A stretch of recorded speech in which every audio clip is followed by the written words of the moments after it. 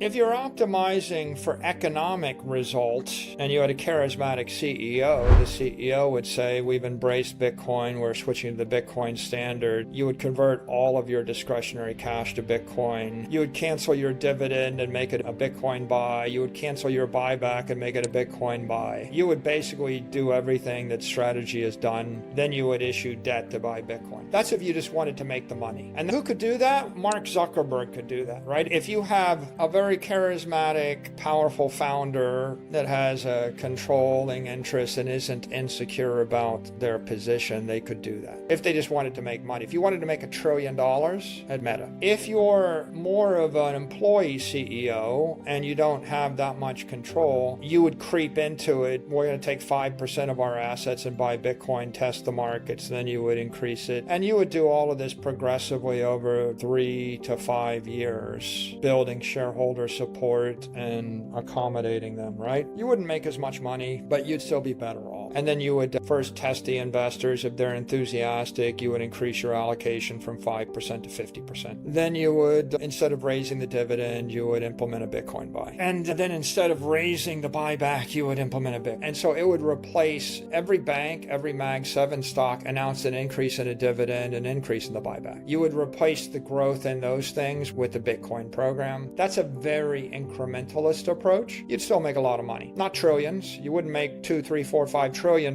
but you would make billions or tens of billions, maybe hundreds of billions in time.